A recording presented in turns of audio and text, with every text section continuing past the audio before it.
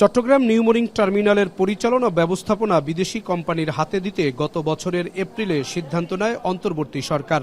তখন New Mooring container বিদেশি কোম্পানির হাতে না দিতে বাংলাদেশ যুব অর্থনীতিবিদ ফোরাম হাইকোর্টে রিট দায়ের করেন। হাইকোর্ট চুক্তির বৈধতা নিয়ে প্রশ্ন তুলে রুল দেন। পরে রুলের শুনানি করে দ্বিধাবিভক্ত আদেশ দেন হাইকোর্ট। বিষয়টি নিষ্পত্তির জন্য প্রধান বিচারপতি হাইকোর্টের তৃতীয় বিচারপতির বেঞ্চ ঠিক করে দেন। বিচারপতি জাফর আহমেদ চুক্তির পক্ষে আদেশ দেন। হাইকোর্টের আদেশের বিরুদ্ধে আপিল করেন রিটকারী। বৃহস্পতিবার প্রধান বিচারপতির নেতৃত্বাধীন আপিল বিভাগ হাইকোর্টের আদেশ বহাল রাখেন। এর ফলে নিউমোরিং কন্টেইনার টার্মিনাল চুক্তিতে আইনি বাধা কেটে গেল।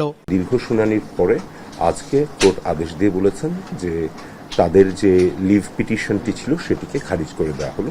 অর্থাৎ এই অর্থ হচ্ছে যে সরকার এই মুহূর্তে যখন ডিপি ওয়ার্ল্ডের সাথে বা দুবাই গভর্নমেন্টের সাথে যে চুক্তিটা করতে যাবে বা আদৌ যদি হয় সেটাতে কোনো অস্বচ্ছতা ছিল না এবং সেটি করতে আর কোনো বাধা নেই।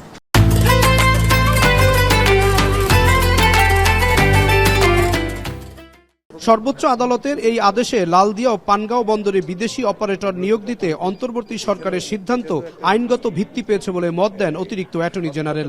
সিসিটির ব্যাপারে তারা কোনো প্রশ্ন তুলেননি, লালদিয়ার ব্যাপারে কোনো প্রশ্ন তুলেননি, ধীরাশ্রমের ব্যাপারে কোনো প্রশ্ন তুলেননি।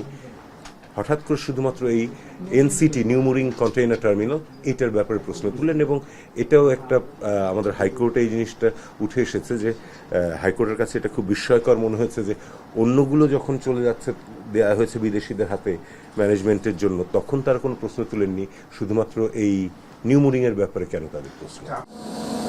চট্টগ্রামের নিউমোরিং কন্টেইনার টার্মিনাল ব্যবস্থাপনার চুক্তির প্রক্রিয়া দুবাই ভিত্তিক ডিপি ওয়ার্ল্ডের সঙ্গে চলমান রয়েছে। জাহিদ হাসান, এখন, ঢাকা।